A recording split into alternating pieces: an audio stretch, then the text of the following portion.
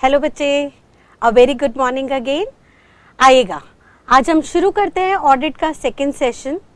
हमने last class में देखा था कंपनी में, जो कि एक सेपरेट लीगल एंटिटी होती है, वहाँ पे फंडिंग, कैपिटल रेज का काम करते हैं शेयर होल्डर्स, पैसे का कंट्रीब्यूशन देते हैं शेयर होल्डर्स। लेकिन जनरली शेयर होल्डर्स क्योंकि बहुत ज़्यादा होते हैं, they are larger in numbers in general, therefore वो इस कैपिटल की मैनेजमेंट की जिम्मेदारी कुछ चुनिंदा लोगों को देते हैं, जिनको वो खुद अपॉइंट करते हैं। और जिन लोगों को अपॉइंट किया जाता है उनको डायरेक्टर्स कहा जाता है, और डायरेक्टर्स को कलेक्टिवली बोर्ड ऑफ डायरेक्टर्स का नाम दिया जाता है। ये board of directors generally share holders में से ही कुछ चुन के आते हैं और कुछ इंडिपेंडेंट होते हैं।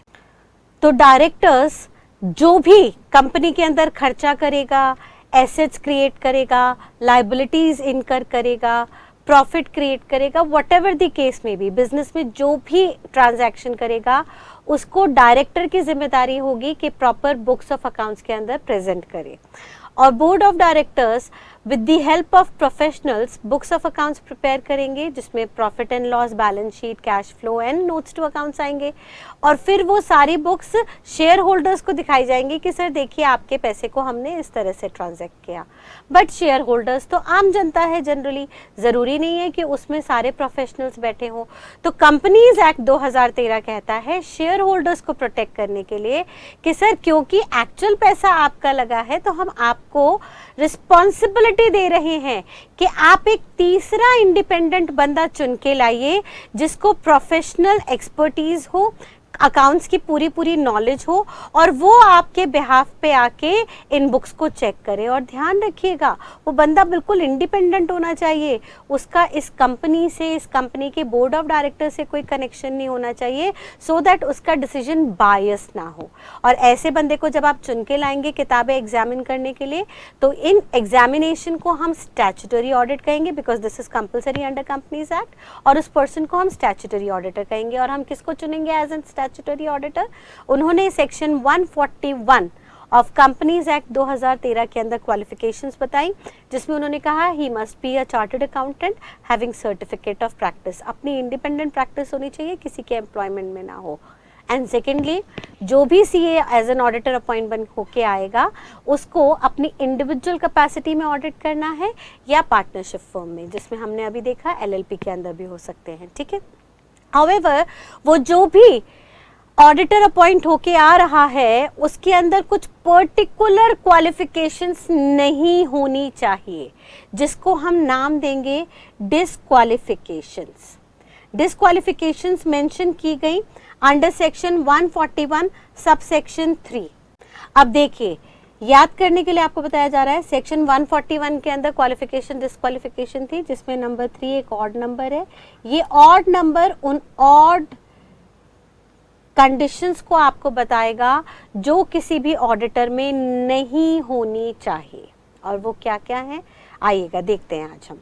सबसे पहली कंडीशन है, it must not be a body corporate. अब देखिए, ये बॉडी कॉर्पोरेट क्या होता है? बॉडी कॉर्पोरेट हमने देखा था एक separate legal entity, last class में भी डिस्कस किया था कि सर एक कंपनी है, कंपनी एक्स, वो कंपनी एक्स कंपनी वाई का ऑडिट नहीं कर सकती, क्योंकि ये तो सेपरेट लीगल एंटिटी है और इसमें शेयर होल्डर्स हैं, जो भले ही सीए विद सीओपी हो, उनके पास सर्टिफिकेट ऑफ प्रैक्टिस हो, लेकिन इन सारे शेयर होल्डर्स की लाइबिलिटी जो है वो लिमिटेड है। और कंपनी एक आर्टिफिशियल पर्सन है, कंपनी खुद से तो ऑडिट करने जाएगी नहीं, यानी प्रैक्टिकली ये ऑडिट किससे करवाएगी? शेयर होल्डर से। अब एक्चुअल ऑडिट करके आएंगे शेयर होल्डर्स, कल को शेयर होल्डर्स ने कोई घपला किया तो लाइबिलिटी आएगी कंपनी के नाम पे, और कंपनी में शेयर होल्डर्स की लाइबिलिटी लिमिटेड है, देयरफॉर शेयर होल्डर्स उस लिमिटेड लाइबिलिटी से ऊपर किसी चीज के लिए जिम्मेदार होंगे नहीं, फिर भले ही ये शेयर होल्डर्स वहां पे गलत काम क्यों ना करके आए। तो जनरली लॉ मेकर ने यहाँ पे सिंप्लीफाई कर दिया। उन्होंने कहा सर बॉडी कॉर्पोरेट को हम यहाँ पे नहीं कवर करेंगे। कोई भी बॉडी कॉर्पोरेट है तो that can never be appointed as an auditor except LLP. Sir limited liability partnership firm है तो सर उसमें भले ही लाइबिलिटी लिमिटेड है और उस फर्म का रजिस्ट्रेशन होना ज़रूरी है, जिसके बाद वो फर्म सेपरेट लीगल एंटिटी बन जाती है।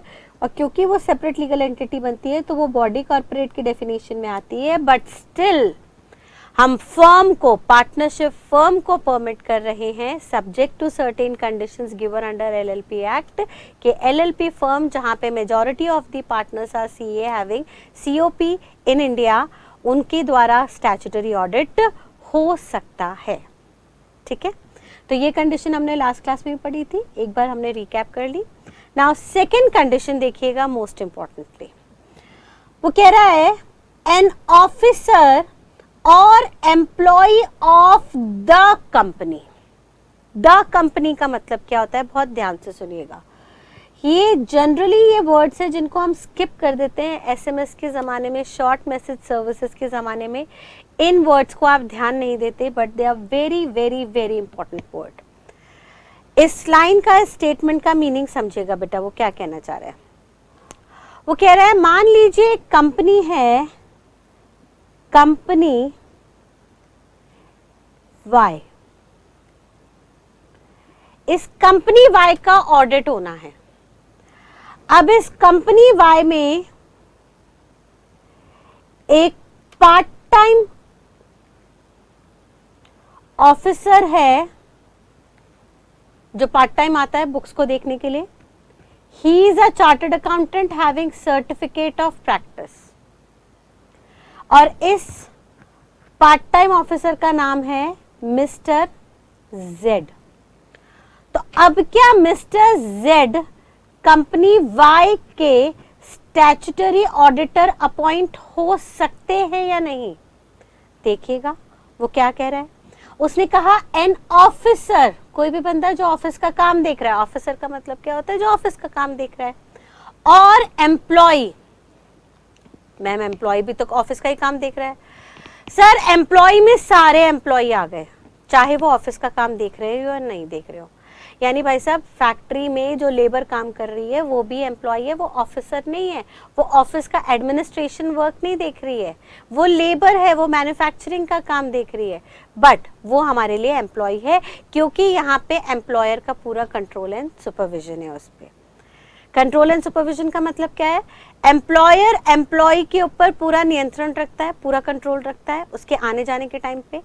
अगर एम्प्लॉय 15 मिनट भी लेट होता है तो एम्प्लॉयर के पास अधिकार है कि वो उसका हाफ डे लगा दे, उसका हाफ डे काट दे, हाफ डे की वेजेस ना दे। एंड एम्प्लॉयर का पूरा सुपरविजन है एम्प्लॉय पे, एम्प्लॉय कैसे काम करेगा, कब काम करेगा, क्या काम करेगा, इस सब का कंट्रोल एम्प्लॉयर पे है। तो सर वो एम्प्लॉय तो डायरेक्टली हमारे कंट्रोल के अंदर है, और जो ऑफिसर है जो एडमिनिस्ट्रेशन का काम देख रहा है वो भी तो हमारे कंट्रोल के अंदर है। तो मैम ऑडिटर तो खाली एक इंडिविजुअली बन सकता है having CA degree with COP. तो यहाँ पे उन्होंने एम्प्लॉय को क्यों कवर किया, तो उन्होंने बहुत एक ब्रॉड कवरेज लिया है जिसमें उन्होंने कहा है सर एक सीए पार्ट टाइम एम्प्लॉयमेंट में भी तो आ सकता है। पार्ट टाइम एम्प्लॉयमेंट 2-3 घंटे के लिए, हफ्ते में 1 दिन 2 दिन के लिए आ रहा है, महीने में 4 दिन के लिए आ रहा है, और साथ साथ वो अपनी प्रैक्टिस भी कर रहा है। तो उस सिचुएशन में उन्होंने कह दिया सर उस एम्प्लॉय को भी हम किसी भी हालत में आपका ऑडिटर अपॉइंट नहीं कर सकते। क्यों नहीं कर सकते सर? सिंपल सी बात है, आप जब ऑफिसर हो तो आप कंपनी के नियंत्रण में हो, कंपनी आपको सैलरी या रेम्युनरेशन दे रही है। कल को आपने कंपनी की ऑडिट के दौरान कोई मिस स्टेटमेंट फाइंड की, कोई फ्रॉड, कोई एरर फाउंड किया, और ये मिस स्टेटमेंट आप कंपनी को बताते हो, तो कंपनी आपको क्या बोलेगी, भाई साहब आप मेरी गलती बता रहे हो, चलो अब मैं आपको यहाँ से नौकरी से हटा देता हूँ, मैं नहीं दूंगा सैलरी आपको। तो sir you are under monetary pressure, आप सैलरी पे डिपेंडेंट हो, आप रेम्युनरेशन पे डिपेंडेंट हो कंपनी पे। तो ये बात तय है कि आप कंपनी का बुक्स अनबायस तरीके से ऑडिट कर ही नहीं पाओगे, बिकॉज आपके डिसीजन में कंपनी का इन्फ्लुएंस हमेशा रहेगा, कंपनी की इंटरफेरेंस हमेशा रहेगी। तो आप इस कंपनी का ऑडिट नहीं कर सकते। तो मैम क्योंकि ये कंपनी एक्स में ऑफिसर है तो ये क्या किसी भी कंपनी का ऑडिट नहीं कर सकता? नहीं बेटा, ऐसा नहीं कह रहा। सुनिए वो क्या कह रहा है। वो कह रहा है सर एन ऑफिसर और employ of the company. The का मतलब लिटरली क्या होता है बताइए, what do you mean by the? The का मतलब वो पर्टिकुलर कंपनी जिसके अंदर वो ऑफिसर है। यानी ये मिस्टर जेड कंपनी वाई का ऑडिट नहीं कर सकते, लेकिन इन्हें पैरेलली मान लीजिए कंपनी एक्स का ऑडिट आ गया इनके पास, तो क्या ये कंपनी एक्स का स्टैट्यूटरी ऑडिट कर सकते हैं या नहीं? लॉ मेकर कहता है यस, इस कंपनी का ऑडिट कर सकते हैं। कंपनी वाई का ऑडिट नहीं कर पाएंगे, लेकिन कंपनी एक्स का ऑडिट कर सकते हैं, क्योंकि कंपनी एक्स में मिस्टर जेड कोई ऑफिसर या एम्प्लॉई नहीं है। वो कहाँ पे है ऑफिसर? कंपनी वाई में है, देयरफॉर कंपनी वाई का ऑडिट उनको परमिट नहीं है। यानी ध्यान रखिएगा, the person should not be an officer और employ of the particular company in which he has to be appointed as an auditor. ठीक है, चले आगे। नेक्स्ट क्या कह रहा है वो देखिएगा, थर्ड डिस्क्वालिफिकेशन। वो कह रहा है बेटा थर्ड कंडीशन में a person who is a partner of an officer और employ of the company, again the company है, और a person who is in employment of an officer और एम्प्लॉय ऑफ द कंपनी। यानी पीछे से पढ़िएगा, वो कंपनी जिसका ऑडिटर चुनने जा रहे हैं उस कंपनी का कोई ऑफिसर या एम्प्लॉय है, उस कंपनी का कोई ऑफिसर या एम्प्लॉय है, और उस ऑफिसर या एम्प्लॉय के पार्टनर या एम्प्लॉय कोई है, तो वो भी सेक्शन 141 सबसेक्शन 3 के अंदर डिस्क्वालीफाई कर दिए जाएंगे। यानी समझिएगा इस बात को अगेन एक इलस्ट्रेशन से। मान लीजिए हमारे एग्जाम्पल में कंपनी वाई है। अब इस कंपनी वाई का स्टैट्यूटरी ऑडिटर ढूंढा जा रहा है। इस कंपनी वाई में एक ऑफिसर है मिस्टर वाई, और इस कंपनी में एक एम्प्लॉय है मिस्टर जेड। प्रिज्यूमिंग दैट दोनों के पास सीए की डिग्री और सर्टिफिकेट ऑफ प्रैक्टिस है, और ये पार्ट टाइम ऑफिसर या पार्ट टाइम एम्प्लॉयमेंट में है कंपनी वाई के अंदर। ठीक है, अब mister Y being an part time officer in company Y, साथ साथ वो एक पार्टनरशिप फर्म भी चलाते हैं। उनकी एक पार्टनरशिप फर्म है YAN एसोसिएट्स, जिसमें मिस्टर वाई और मिस्टर ए दोनों पार्टनर हैं, और वहां पे मिस्टर पी एक है जो उनके एम्प्लॉय हैं। बात समझ में आ रही है बेटा? फर्दर सिमिलरली मिस्टर जेड जो एम्प्लॉय हैं वो भी बाहर एक पार्टनरशिप फर्म पैरेलली रन करते हैं, जिसमें जेड और बी ये दो पार्टनर हैं, और फर्म का नाम है ZBN एसोसिएट्स, और उनकी फर्म में mister Q is an employ. अब चेक करते हैं कि किस किस बंदे को हम एज एन ऑडिटर अपॉइंट कर सकते हैं। पहली बात, क्या मिस्टर वाई को कंपनी वाई में स्टैट्यूटरी ऑडिटर अपॉइंट कर सकते हैं या नहीं? सर ये तो पर्टिकुलर हमारा सेकंड क्लॉज में ही आ गया था। देखिए हमारा बी क्लॉज क्या कह रहा था, एन ऑफिसर और employ of the company disqualified है। तो सर ये तो डायरेक्टली ही ऑफिसर है, ये तो किसी हालत में ऑडिट कर ही नहीं सकता। क्या मिस्टर जेड एम्प्लॉय जो है वाई के, वो as an statutory auditor appoint हो सकते हैं? ना। अगेन क्लॉज बी इसका रीजन है। सर दोनों में क्लॉज बी रीजन हो गया, क्लॉज बी के चलते ये डायरेक्टली कंपनी के ऑफिसर है और एम्प्लॉय हैं, नहीं बन सकते ये ऑडिटर। तो क्या मैम हम YAN एसोसिएट्स को स्टैट्यूटरी ऑडिटर अपॉइंट कर सकते हैं? चेक करते हैं जरा। लॉ मेकर ने क्या कहा? सी पॉइंट, थर्ड पॉइंट में, a person who is a partner of an officer और employ of the company. Sir कोई बंदा लाइक ए और बी, कोई बंदा जो ऑफिसर वाई या एम्प्लॉय जेड का पार्टनर है, वो पार्टनर भी इंडिविजुअल कैपेसिटी में ऑडिट नहीं कर सकता। और जब ए और बी इंडिविजुअल कैपेसिटी में ऑडिट नहीं कर सकते, वाई और जेड तो कर ही नहीं सकते थे क्योंकि वो डायरेक्टली ऑफिसर और एम्प्लॉय थे। और सर फर्म की क्वालिफिकेशन के लिए उन्होंने क्या कहा था, सेक्शन 141 ने कहा था एलिजिबिलिटी में कि he must be a CA having certificate of practice either in individual capacity or as a partnership firm in which majority of the partners must be CA having practicing COP in India as well as मैं third condition यहाँ पे add कर सकती हूँ that he must not be, majority of the partners must not be covered under disqualification of section 141 subsection 3।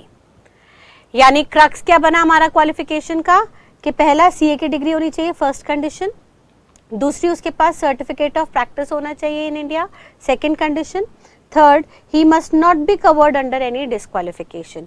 तो इस condition के basis पे बताइए हमारे एग्जांपल में क्या YAN associates is eligible to be appointed as statutory auditor? No. क्यों नहीं? क्योंकि सर यहाँ पे Y और A दोनों के दोनों भले ही CA विद COP रखते हैं लेकिन दोनों के दोनों डिस्क्वालिफिकेशन में आ गए हैं, therefore the firm as a whole will also be disqualified to be the statutory auditor of the company। Ma'am क्या YBN एसोसिएट्स हो सकता है? नहीं, ये भी नहीं हो सकता, सिंपल सेम कंडीशन है। यहाँ पे भी Z being an employ disqualify हो चुका है क्लॉज बी के चलते और A and B clause C के चलते डिस्क्वालीफाई हो चुके हैं क्योंकि उन्होंने क्या कहा था, उन्होंने कहा था sir any person who is a partner of an officer और an employ of the company. तो किसी कंपनी की ऑफिसर या एम्प्लॉय का कोई पार्टनर है वो भी ऑटोमेटिकली डिस्क्वालीफाई हो जाएगा और जब दोनों के दोनों डिस्क्वालीफाइड है तो फर्म एज अ होल भी डिस्क्वालीफाइड रहेगी। मैम क्या इनका एम्प्लॉय X और Z का एम्प्लॉय P और Q क्वालिफाइड है? नहीं।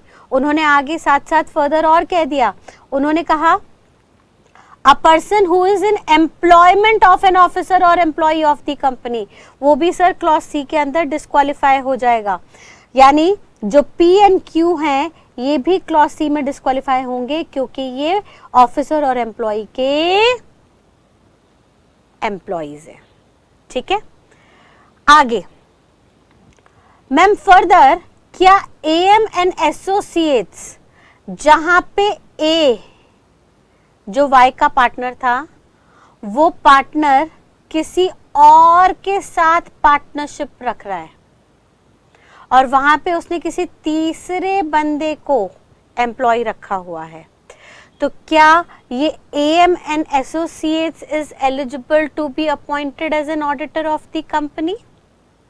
लॉ मेकर कहता है सर A तो डिस्क्वालिफाइड है, A तो डिस्क्वालिफाइड है because A is the partner of an officer of the company clause C और क्योंकि 50% ऑफ द पार्टनर यानी A डिस्क्वालिफाइड है यानी फर्म भी ऑटोमेटिकली हमारे लिए डिस्क्वालीफाई हो जाएगी। मैम क्या mister M in his individual capacity, क्या मिस्टर M इंडिविजुअल कैपेसिटी में as an statutory auditor appoint हो सकते हैं?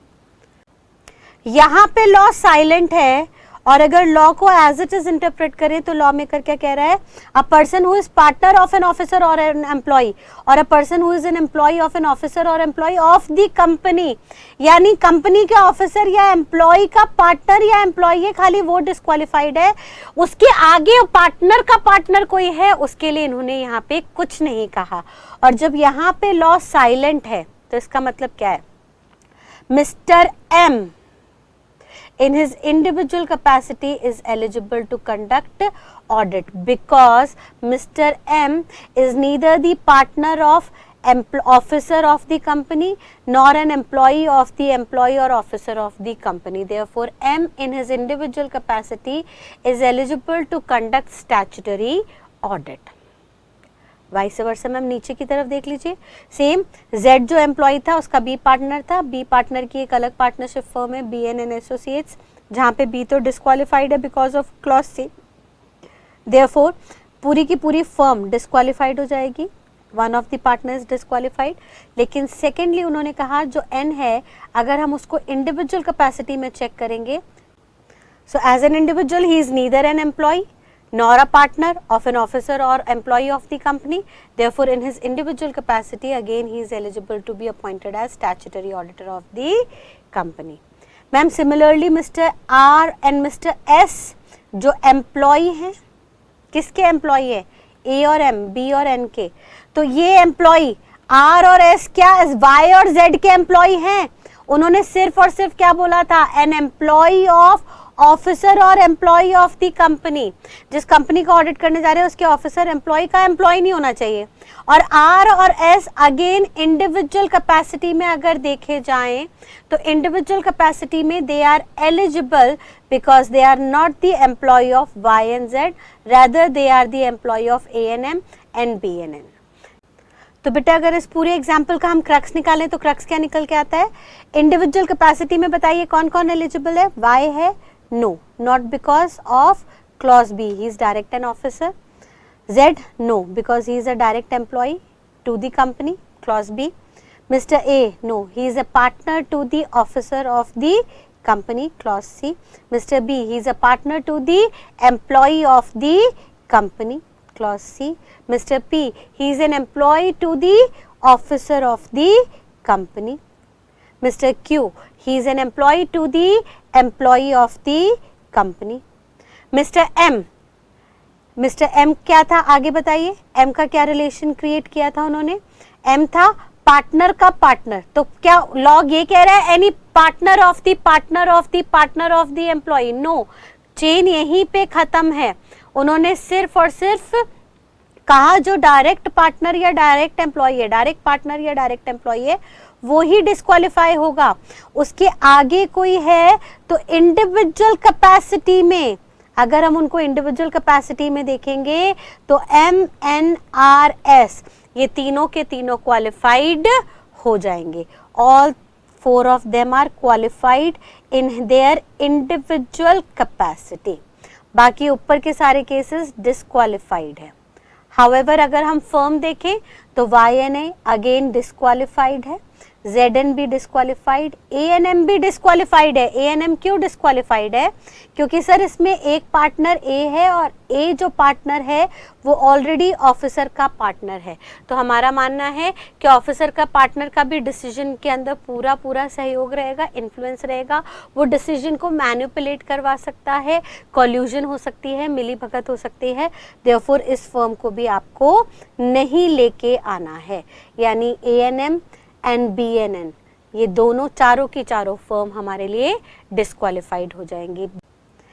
अब ये फर्म की कैपेसिटी में क्यों डिस्क्वालिफाइड हो गए? बिकॉज सर पहली दो फर्म्स के केसेस में both the partners are disqualified, दोनों के दोनों पार्टनर डिस्क्वालिफाइड थे.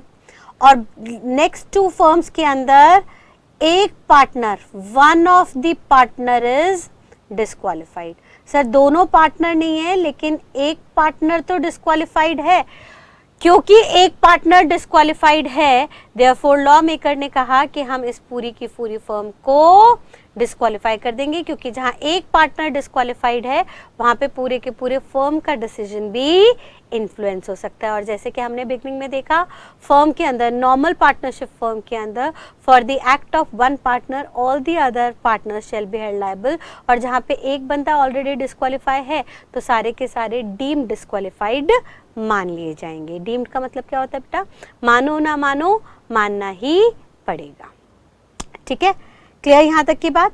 तो हम क्या बोलेंगे कि बेटा यहाँ पे जब भी हम क्लॉज 3 देखेंगे तो क्लॉज 3 की 3 कंडीशंस बन गई.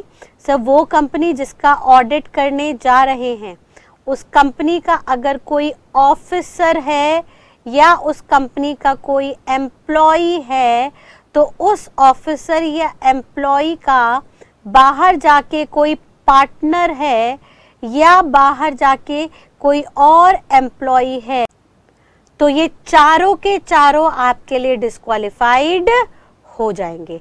Direct officer employ clause B में आ जाएगा. पार्टनर और एम्प्लॉय ऑफ द ऑफिसर और एम्प्लॉय ऑफ द कंपनी वो क्लॉज सी के अंदर आ जाएगा. Is that clear?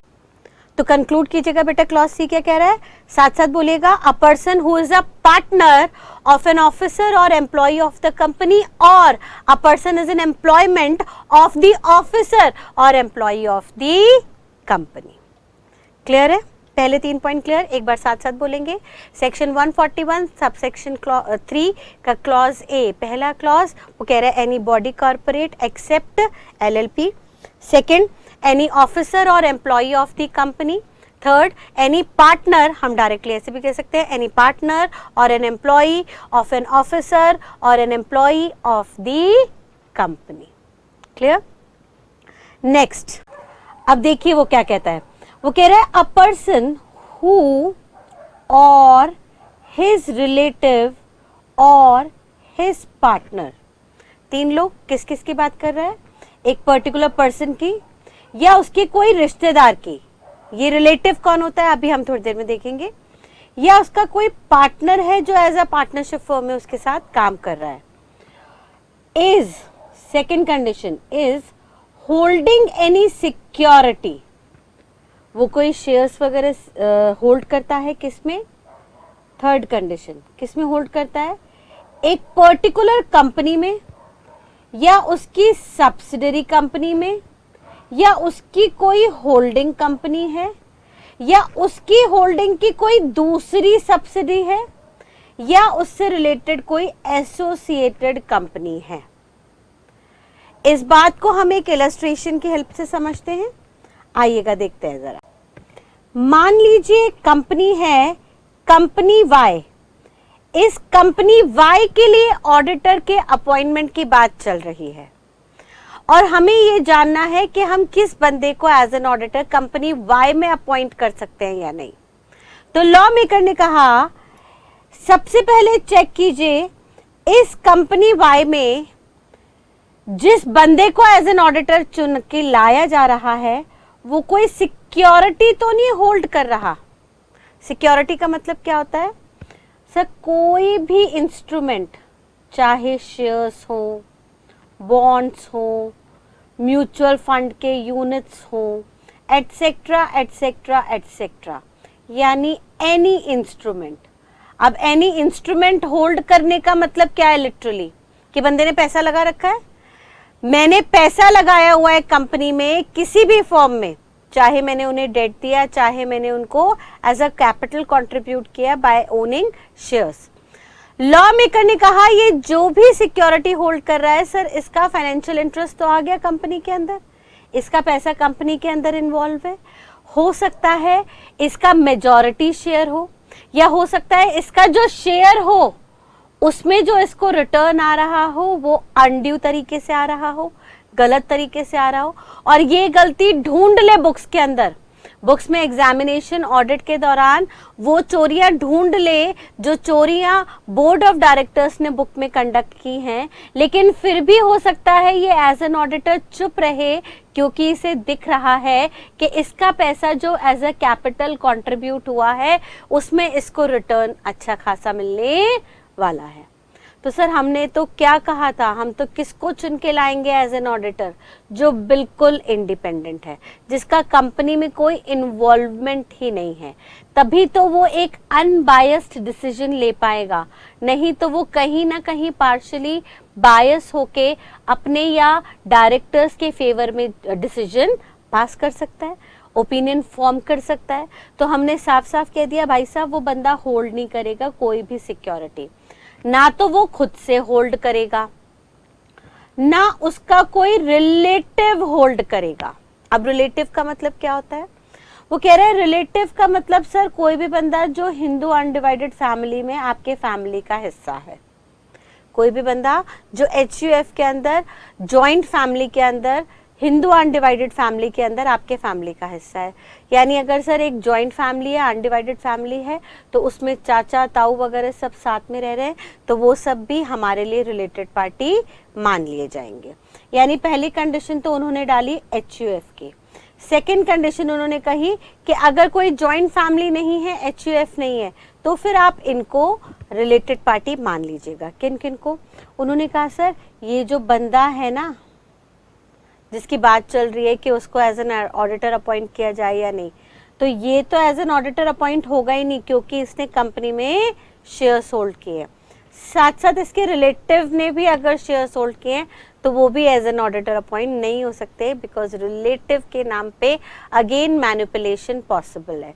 हो सकता है मिस्टर एक्स अपने वाइफ मिसेस एक्स के नाम पे शेयर्स खरीदें, फाइनेंशियल इन्वॉल्वमेंट आ गई, और खुद being a CA as an audit करें और वहाँ पे जाके मैनिपुलेशन करें। तो कंपनीज एक्ट 2013 ने बहुत क्लियरली इंस्ट्रक्शंस दी कि सर ना तो वो बंदा ऑडिट करेगा, ना उसका कोई रिलेटिव ऑडिट करेगा। रिलेटिव का मतलब जॉइंट फैमिली में हर कोई जो फैमिली के अंदर जुड़ा हुआ है, और अगर जॉइंट फैमिली नहीं है, न्यूक्लियर फैमिली है, तो फादर मदर सबसे पहले आएंगे। फादर मदर रिलेटेड है, इंक्लूडिंग स्टेप फादर और स्टेप मदर। स्टेप मतलब होता है सर सौतेले, यानी किसी के फादर नहीं रहे, मदर ने दूसरी मैरिज की और नए फादर आ गए, तो वो फादर भी यहाँ पे रिलेटेड पार्टी की डेफिनेशन में कवर होंगे। स्पाउस, अगर ये मिस्टर एक्स हैं तो उनकी वाइफ, या ये मिसेस एक्स हैं तो उनके हस्बैंड।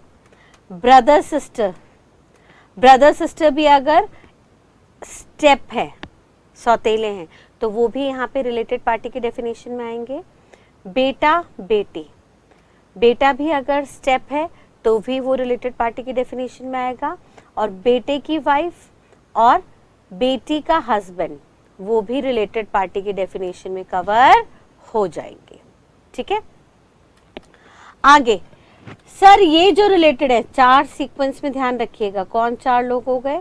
खुद, उनके ऊपर एंसेस्ट्रल फादर मदर, उनके बराबर के लेवल पे भाई बहन या वाइफ हस्बैंड, और नीचे बॉटम के लेवल में बेटा बेटी या बेटा बेटी के स्पाउसेस, यानी बेटे की वाइफ और बेटी का हस्बैंड। ठीक है, ये सब रिलेटिव है, ये भी डायरेक्टली इनडायरेक्टली इन कंपनीज के शेयर होल्ड नहीं करेंगे। एंड थर्डली, ना उस बंदे का कोई पार्टनर, अगर उसने एनी पर्सन ने, मान लीजिए मैं हूँ और मैंने एक पार्टनरशिप फर्म फॉर्म की है with my friend mister H, तो हमने जो पार्टनरशिप फर्म फॉर्म की है उसमें मिस्टर एच जो मेरे पार्टनर है वो इंडिविजुअल कैपेसिटी में भी इस कंपनी का ऑडिट नहीं करेंगे। और किस कंपनी का ऑडिट नहीं करेंगे सर?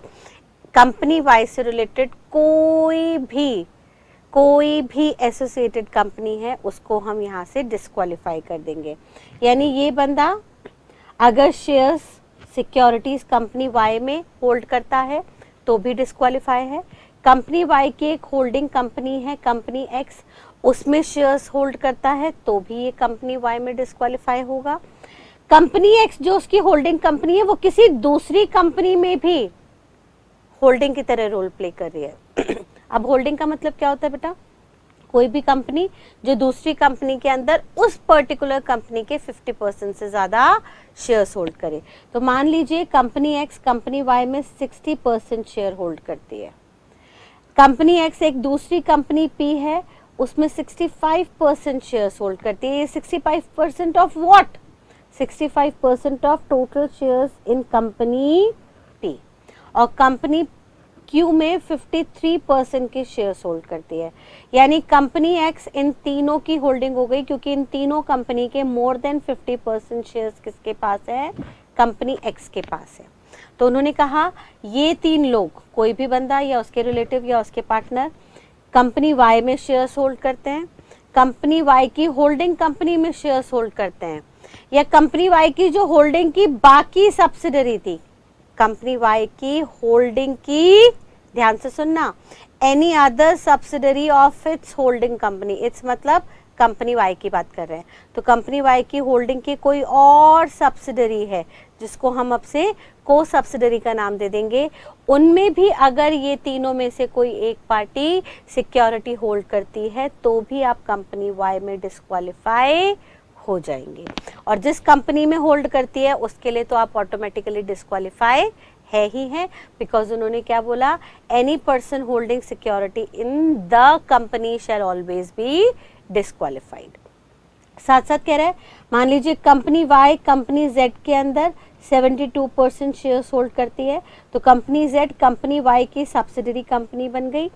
इन तीनों में से कोई भी बंदा कंपनी Z में भी अगर सिक्योरिटीज होल्ड कर रहा है तो भी वो इन सारी की सारी कंपनीज में डिस्क्वालीफाई हो जाएगा। एंड लास्टली उन्होंने कहा any other associate company. Associate company का मतलब होता है कोई भी कंपनी जो इनसे कनेक्टेड है। तो मान लीजिए ये जो कंपनी Z है, कंपनी Y की सब्सिडरी, ये किसी दूसरी कंपनी R के अंदर 50% से ज़्यादा शेयर्स होल्ड करती है, लेट्स से 90% शेयर होल्डिंग रखती है, तो ये सब्सिडरी बन जाएगी एसोसिएट कंपनी। अगर इन तीनों में से कोई बंदा कंपनी R के अंदर भी कोई सिक्योरिटी होल्ड कर रहा है तो भी वो ऑटोमेटिकली डिस्क्वालीफाई हो जाएंगे। तो एक बार लैंग्वेज बनाएंगे जरा, साथ साथ पीछे से चलेंगे।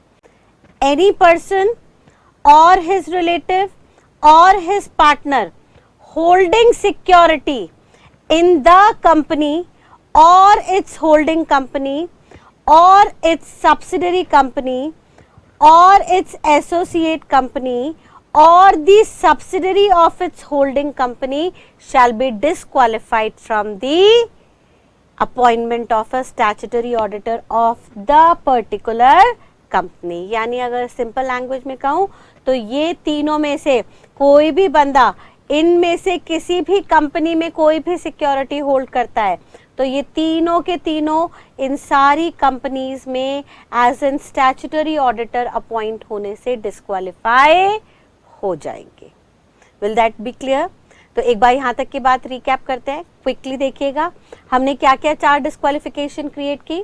सबसे पहले डिस्क्वालिफिकेशन का सेक्शन था सेक्शन 141 सबसेक्शन 3। 141 सबसेक्शन 3 ने सबसे पहले क्या बोला? Any body corporate except LLP। Second उन्होंने क्या कहा? एनी ऑफिसर और employ of the company. Third उन्होंने क्या कहा था? एनी पार्टनर और एम्प्लॉय ऑफ द ऑफिसर और एम्प्लॉय ऑफ द कंपनी। वहां पे 2 पैराग्राफ्स थे, हमने मर्ज कर दिया। हमने कहा कंपनी के ऑफिसर या एम्प्लॉय का कोई पार्टनर या कंपनी के ऑफिसर या एम्प्लॉय का कोई एम्प्लॉय, वो दोनों भी डिस्क्वालीफाई हो जाएंगे। देन फोर्थली हमने देखा, फोर्थली उन्होंने क्या कहा? उन्होंने कहा सर एनी पर्सन और his relative or his partner holding securities in which company? In the company, उस पर्टिकुलर कंपनी जिसके लिए ऑडिटर चुन रहे हो, और उसकी होल्डिंग ऊपर से शुरू कीजिएगा, और उसकी सब्सिडरी नीचे, और उसकी एसोसिएट कंपनी या उसकी होल्डिंग की कोई दूसरी सब्सिडरी है, यानी any other subsidiary of its holding company, then वो बंदे भी डिस्क्वालीफाई हो जाएंगे। Is that clear? ये 4 क्लॉजेस आपको क्लियर हो गए बेटा? आगे देखिएगा नेक्स्ट क्या कह रहा है। नेक्स्ट पॉइंट पढ़िए, ऑलमोस्ट सिमिलर है, वहां पे बस एक कंडीशन चेंज हो गई है। सेम आया, उन्होंने कहा any person who or his relative, relative की डेफिनेशन सेम रहेगी, or his partner is indebted for an amount exceeding ₹5 lakhs in, same condition है, इन द कंपनी, यही कंडीशन सेम यहां पे आ जाएगी, in the company, its subsidiary company, its holding company, its associate company or subsidiary of such holding company. ठीक है, clear है? अब इंडेटेडनेस का मतलब क्या होता है, आइए अगेन देखते हैं एक एग्जाम्पल की हेल्प से। चलिए समझेगा बेटा। मान लीजिए एक बैंक है ICICI बैंक, ये बैंक भी एक कंपनी में रजिस्टर्ड है, बैंकिंग कंपनी की फॉर्म में रजिस्टर्ड है, और इसका भी ऑडिट होना कंपलसरी है। मैं Priyanka Saxena PS being a CA having certificate of practice wants to conduct statutory audit of ICICI Bank.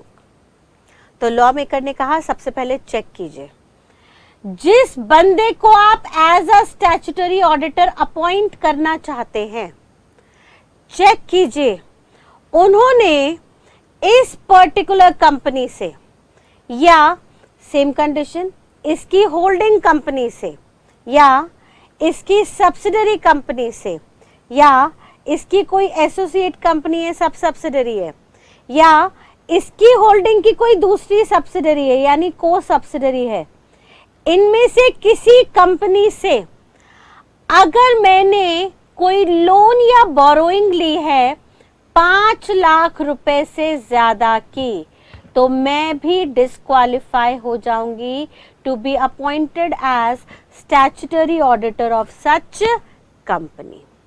Reason again sir, मान लीजिए मैंने पिछले ही साल लास्ट ईयर ही बैंक से, आईसीआईसीआई बैंक से एक कार लोन लिया था 10 लाख रुपए का.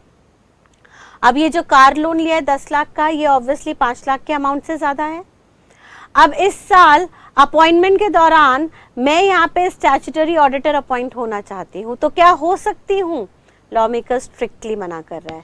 वो कह रहा है सर आपने अगर कोई उधार लिया तो हमारा मानना है कि आपका डिसीजन 100% इन्फ्लुएंस होगा बाय दिस लेंडर.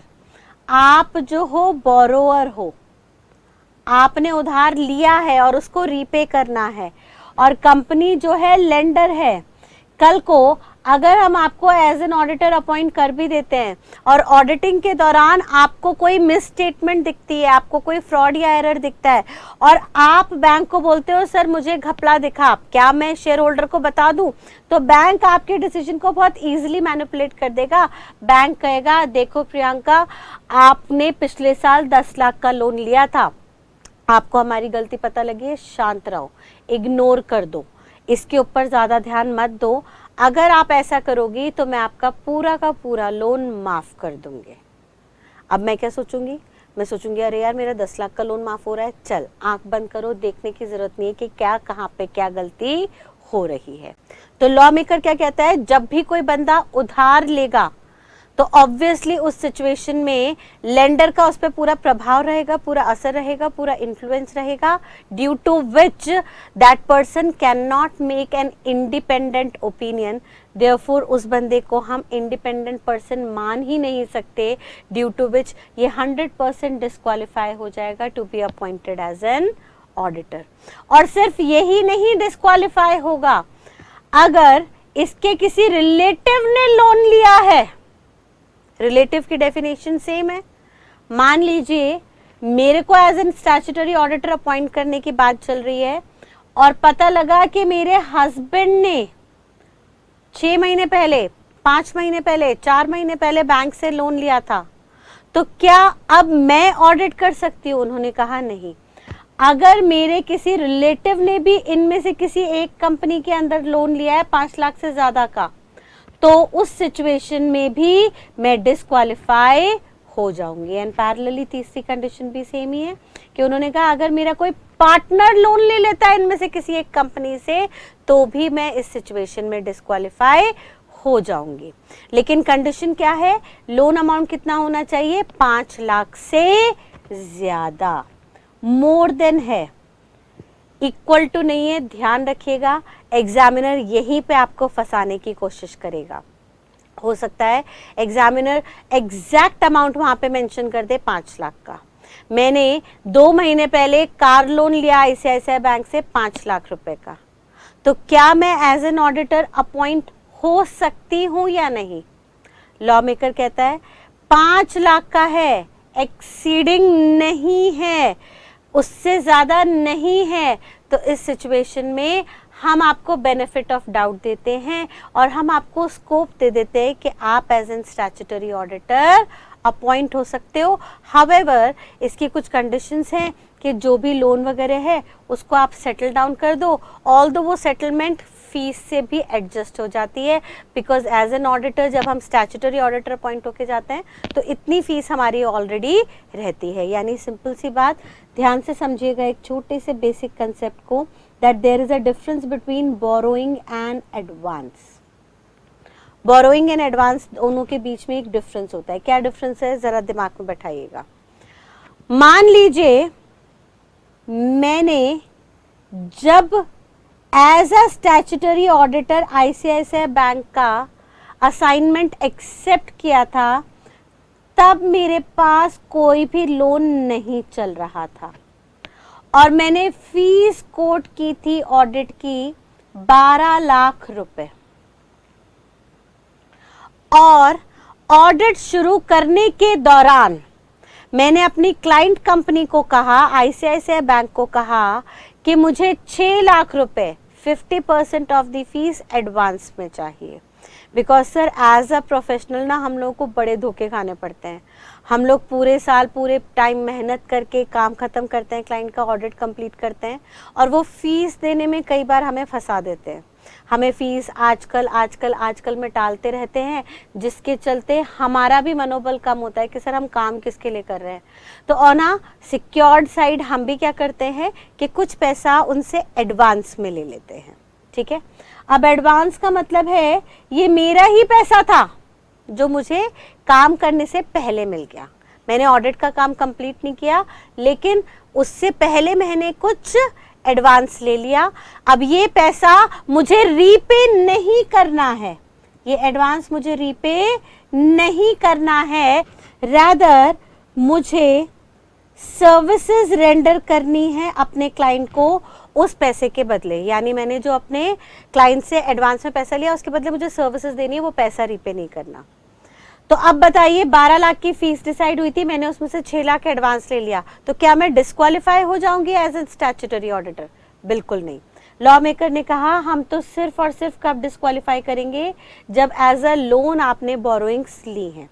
यानी बोरोइंग्स का मतलब क्या होता है, ये वो पैसा होता है जिसके बदले मुझे कुछ सप्लाई नहीं करना, मुझे कुछ सर्विसेज या गुड सप्लाई नहीं करने हैं, रादर जो पैसा मैंने लिया है उसको मुझे कुछ पर्टिकुलर टाइम के बाद रीपे करना पड़ेगा। ठीक है, तो ये कंडीशन सिर्फ बोरोइंग के लिए है, एडवांस के लिए बिल्कुल भी नहीं है, पहली बात। दूसरी बात, सर हो सकता है दूसरी सिचुएशन, ये पहली सिचुएशन थी, अब मैं दूसरी सिचुएशन बना रही हूँ। हो सकता है मैंने ना 8 महीने पहले लोन लिया 6 लाख रुपए का, तो अब क्या मैं एज अ स्टैट्यूटरी ऑडिटर यहाँ पे अपॉइंट हो सकती हूँ या नहीं? तो लॉ मेकर कहता है अभी तो आप करंटली सीधे सीधे डिस्क्वालीफाई हो क्योंकि आपने बोरोइंग्स ली हुई हैं, लेकिन अगर आपको क्वालिफाई होना है तो पहले आपको यहाँ पे जो भी लोन है उसको रीपे करना पड़ेगा। आपके पास सरप्लस पैसा है, आप रीपे कर दो, रीपे करके अपने आप को डिस्क्वालिफिकेशन से डिस्चार्ज कर दो। जैसे ही आप पूरा का पूरा लोन अमाउंट रीपे करोगे, आप इस कंडीशन से बाहर चले जाओगे, एंड द मोमेंट आप इस कंडीशन से बाहर चले गए, you will be qualified to be appointed as the auditor of this particular company. ठीक है बेटा, क्लियर है? तो एक बार फिर से दिमाग में बैठाएंगे हमने क्या कंडीशन पढ़ी, सेम है ये पहली और ये आखिरी कंडीशन, पहली और आखिरी कंडीशन तीनों केसेस में सेम रहेगी, सिर्फ बीच की कंडीशंस चेंज होती जाएंगी। और ये बीच की कंडीशंस क्या है? पहली कंडीशन थी सिक्योरिटी होल्ड करना, दूसरी कंडीशन थी लोन लेना for an amount exceeding 5 lakh, and then तीसरी कंडीशन हमारी निकल के आती है any person who or his relative or his partner has given a guarantee or security for indebtedness of third party. किसी तीसरे बंदे के लिए आपने गारंटी ली है for an amount exceeding ₹1 lakh, तो भी आप डिस्क्वालीफाई हो जाओगे। अब इस पॉइंट को जरा हम दूसरे एग्जाम्पल से समझते हैं। देखिएगा बेटा, मान लीजिए एक कंपनी है बजाज कैपिटल, और हम इस कंपनी का स्टैट्यूटरी ऑडिटर चुन रहे हैं। अब बजाज कैपिटल में एक थर्ड पर्सन है, किसी तीसरे की बात कर रहे हैं, मेरी नहीं, मैं डिग्री कैरी करती हूँ, मेरे पास डिग्री के साथ सर्टिफिकेट ऑफ प्रैक्टिस है, मेरी क्वालिफिकेशन चेक की जा रही है। तो मेरी क्वालिफिकेशन चेक करते वक्त ये तीसरी कंडीशन देखी जाएगी जो क्या कह रही है कि सर कोई भी बंदा, एनी पर्सन, थर्ड पर्सन कोई भी हो सकता है, he need not to be a related person. यानी मान लीजिए मिस्टर एफ, ये फ्रेंड है मेरे, ठीक है, मैं यहाँ पे आई, PS प्रियंका सक्सेना, ठीक है। अब मैं मेरे फ्रेंड की गारंटी ले लेते हैं। गारंटी का मतलब क्या होता है? कई बार जब आप बैंक में लोन लेने जाते हैं तो बैंक दो तरह से लोन आपको प्रोवाइड करता है, सिक्योर्ड और अनसिक्योर्ड। सिक्योर्ड का मतलब क्या होता है? जहां पे वो आपसे कोई कोलैटरल सिक्योरिटी जमा करा लेता है, यानी आपसे घर, गाड़ी कुछ गिरवी रखवा लेता है, मॉर्टगेज या प्लेज करवा लेता है। फॉर एग्जाम्पल आप मुथूट फाइनेंस लिमिटेड में जाएंगे तो वो आपसे आपका सोना, गोल्ड रखवा लेगा और गोल्ड जितने की वैल्यू का होगा उसका 70-80% आपको लोन की फॉर्म में दे देगा। इसको हम कहते हैं गिविंग सिक्योरिटी या कोलैटरल सिक्योरिटी, ठीक है ना, जहां पे हम कुछ भी पर्टिकुलर चीज मॉर्टगेज या प्लेज करते हैं। मॉर्टगेज या प्लेज क्या होता है? मॉर्टगेज जनरली इमूवेबल प्रॉपर्टी का होता है जहां पे डॉक्यूमेंट ऑफ टाइटल का अधिकार ट्रांसफर किया जाता है, और प्लेज जनरली मूवेबल प्रॉपर्टी का होता है जहां पे सामान ही पूरा रखवा दिया जाता है। लाइक मुथूट फाइनेंस में आप गए तो आपने वहां पे अपनी ज्वेलरी रखवा दी उनके पास, उनकी कस्टडी में, और उस ज्वेलरी की जो भी उस वक्त की मार्केट वैल्यू होगी उसका 70-80% मुथूट फाइनेंस आपको बोरोइंग की फॉर्म में दे देगा। और ये सिक्योरिटी इसलिए रखी जाती है कि कल को खुदा ना खास्ता अगर बोरोवर पैसा रीपे करने नहीं आया तो लेंडर इस सिक्योरिटी को बेच के अपना पैसा रिकवर कर लेता है after sending a prior notice to the borrower, ठीक है। आगे गारंटी का मतलब क्या होता है? सर कई बार बोरोवर के पास कुछ मॉर्टगेज या प्लेज करने के लिए कुछ होता ही नहीं, उसके पास कोई एसेट ही नहीं है जो वो गिरवी रखवाए, तो उस सिचुएशन में बैंकर कई बार अनसिक्योर्ड लोन्स दे देता है after checking the financial status of borrower. Borrower का फाइनेंशियल स्टेटस चेक किया जाता है कि भैया वो फाइनेंशियली साउंड है या नहीं, और उसके साथ साथ गारंटी ले ली जाती है किसी ऐसे तीसरे बंदे की जिसका फाइनेंशियल स्टेटस काफी साउंड हो। फॉर एग्जाम्पल मान लीजिए मेरा एक फ्रेंड है जिसने अभी डिग्री कंप्लीट की है, और डिग्री कंप्लीट करने के बाद ही want to set up his practice office, जिसके लिए ऑफिस के लिए उन्हें बिजनेस लोन की ज़रूरत है कुछ अमाउंट के, 3-4 लाख रुपए उन्हें चाहिए। अब 3-4 लाख चाहिए but he doesn't have any asset with him, तो वो क्या करते हैं, बैंक से अनसिक्योर्ड लोन की डिमांड करते हैं। अब बैंकर कहता है भाई साहब मैं आपको 3-4 लाख रुपए भी कैसे दूं, आपके पास कोई एसेट तो है नहीं, डिग्री भी आपने अभी अभी ली है, फ्रेश हो आप मार्केट में, पता नहीं आपको काम मिलेगा या नहीं, पता नहीं आपको काम मिला तो वो आप अच्छी तरह से कर पाओगे या नहीं, पता नहीं आप इनिशियल स्टेज में अपने प्रैक्टिस को कितना एनहांस कर पाओगे, बिजनेस को कितना प्रमोट कर पाओगे, कल को खुदा ना खास्ता अगर आपका बिजनेस नहीं ग्रो कर पाया तो हमारा तो ये 4 लाख रुपए पूरा डूब जाएगा। तो जाओ जाके एक ऐसे आदमी से साइन लेके आओ जिसकी फाइनेंशियल पोजीशन साउंड हो या जिसको हम बहुत अच्छे तरह से जानते हो।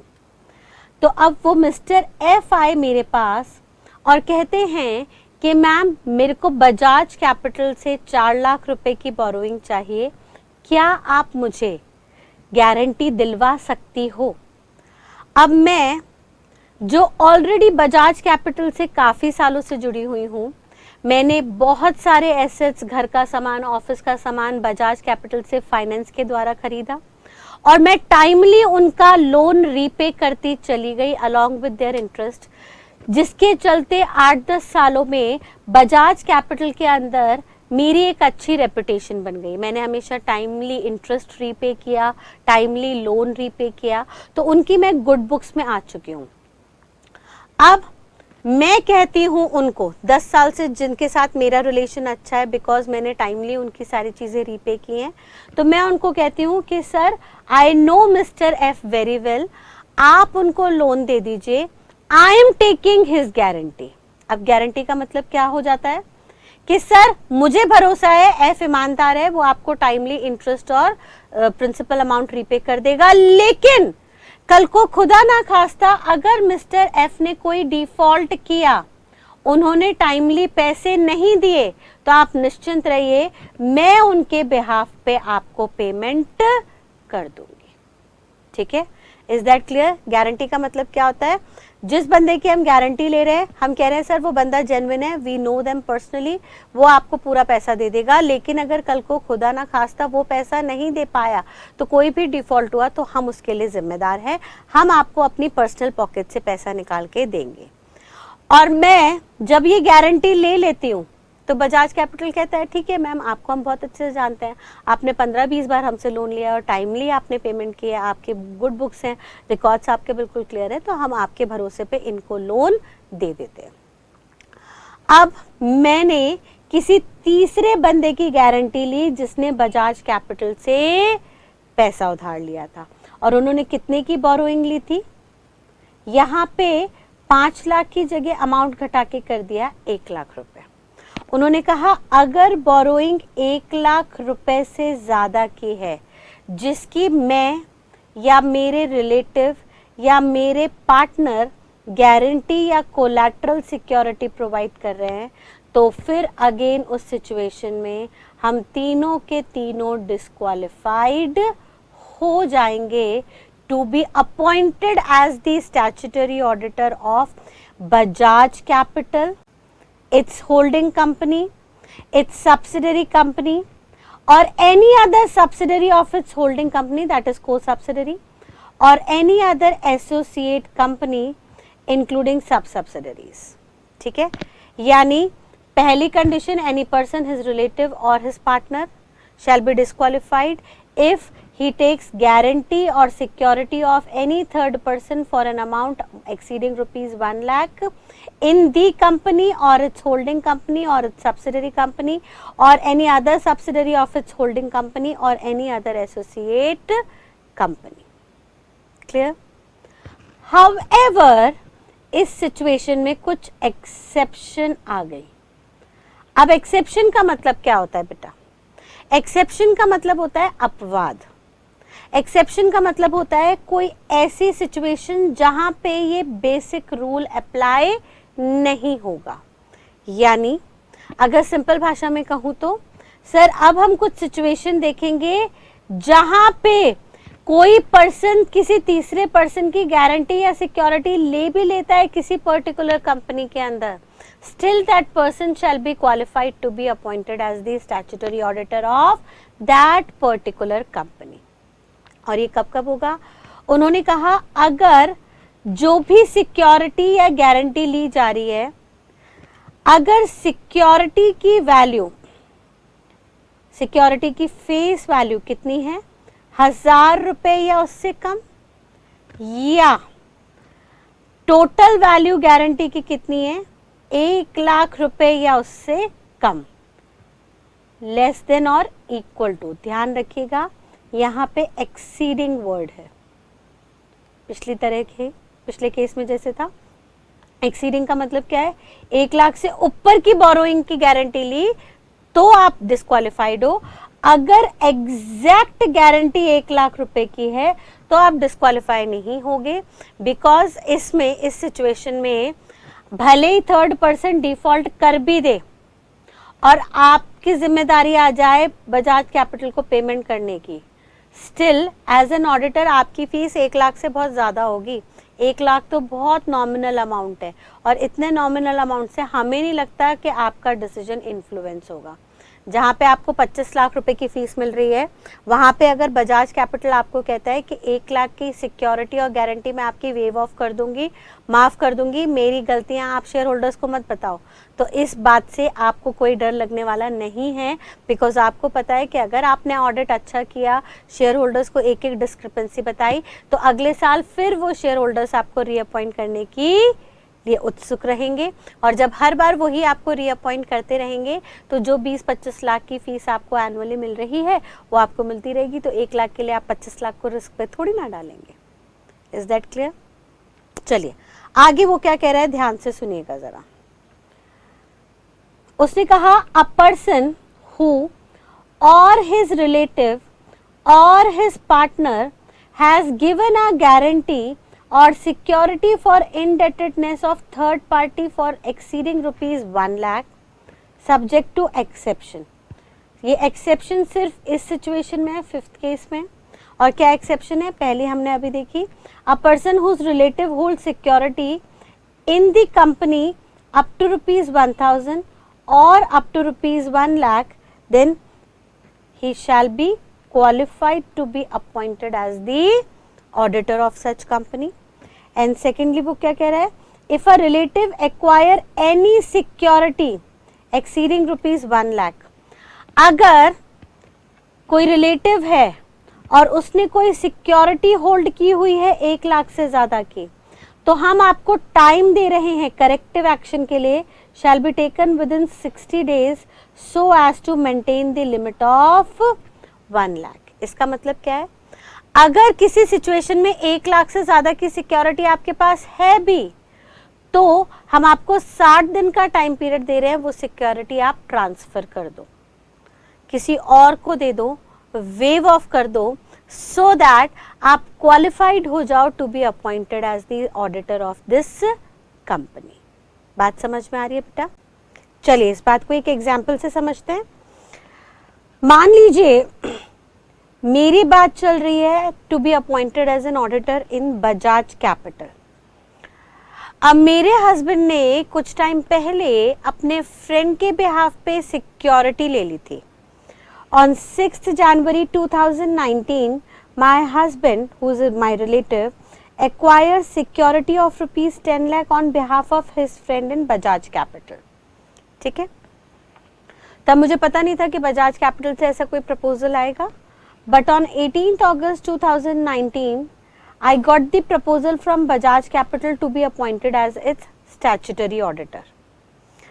अब लॉ मेकर ने कहा, ध्यान रखिएगा ये एक्सेप्शन, ये कंडीशन सिर्फ और सिर्फ किसके लिए है, रिलेटिव के लिए है। उन्होंने कहा अगर कोई रिलेटिव, बहुत ध्यान से समझिए वो क्या कह रहा है, if a relative acquire any security exceeding rupees 1 lakh, then corrective action shall be taken within 60 days so as to maintain the limit of 1 lakh।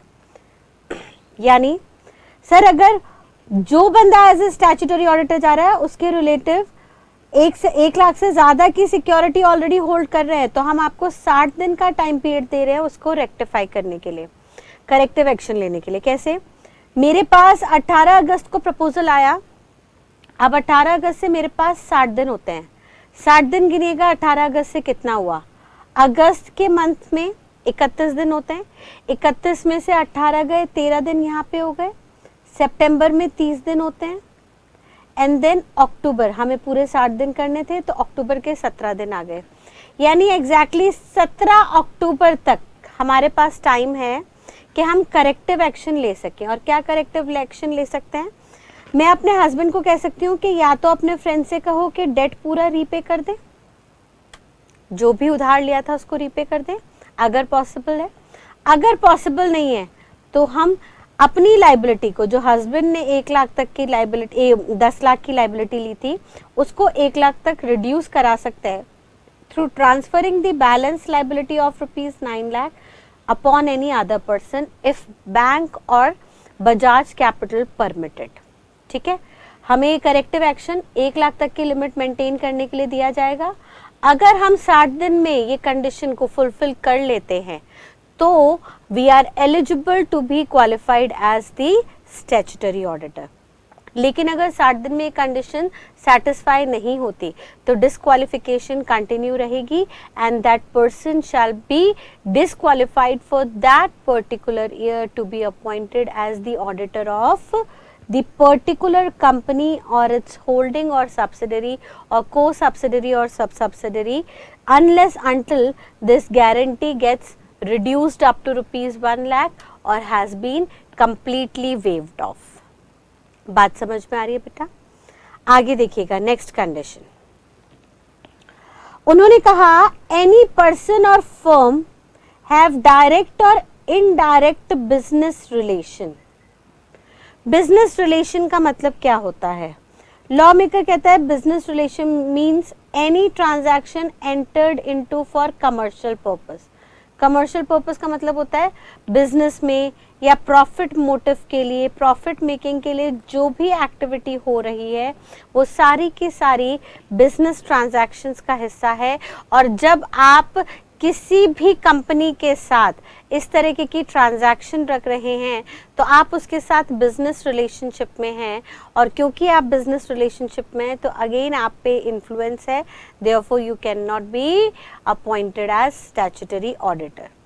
इस बात को हम अगेन एक इलस्ट्रेशन से समझते हैं। आइएगा देखते हैं। एक कंपनी है टाटा मोटर्स, ठीक है। टाटा मोटर्स की एक होल्डिंग है, उसकी एक सब्सिडरी है और एक अदर सब्सिडरी को सब्सिडरी है, उसकी कुछ एसोसिएट्स हैं और एसोसिएट की भी सब्सिडरी है। ध्यान रखिएगा इस पॉइंट में ये वाला पॉइंट ऐड ऑन हुआ है, यानी वो क्या कह रहा है कि जो एसोसिएट कंपनी है हम उसकी भी सब्सिडरी की बात कर रहे हैं। एसोसिएट कंपनी की सब्सिडरी हो या सब्सिडरी या कंपनी या उसकी होल्डिंग या उसकी सब्सिडरी के साथ अगर आपका बिजनेस रिलेशन है, किसका? उस पर्टिकुलर बंदे का जो एज अ स्टैट्यूटरी ऑडिटर आना चाह रहे हैं या फर्म का, ठीक है। हमने यहाँ पीछे भी हम क्या देखते आ रहे थे? एनी पर्सन और his relative or his partner. यहाँ पे रिलेटिव का कंसेप्ट हट गया, हमने सीधे सीधे क्या बोला? पर्सन और हिज पार्टनर, और पार्टनर की जगह उन्होंने क्या नाम दे दिया? फर्म कर दिया, ठीक है। क्योंकि एज एन इंडिविजुअल या एज अ फर्म ही आप किसी कंपनी का ऑडिट कर सकते हो। तो उन्होंने कहा जो भी पर्सन इंडिविजुअल कैपेसिटी में या फर्म अपॉइंट होने जा रही है इनमें से किसी की भी, तो उस कंपनी या उसके near by surrounding associated companies के अंदर उनका बिजनेस रिलेशन अगर डायरेक्टली या इनडायरेक्टली है तो ऑटोमेटिकली वो दोनों के दोनों डिस्क्वालिफाइड हो जाएंगे। दोनों मतलब इंडिविजुअल भी और वो फर्म भी डिस्क्वालिफाइड हो जाएगी to be appointed as their statutory auditor, ठीक है।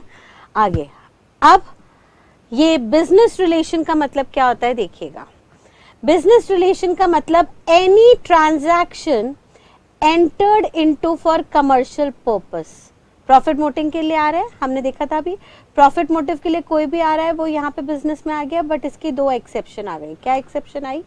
पहला वो कहता है कमर्शियल ट्रांजैक्शन विद ऑडिटर।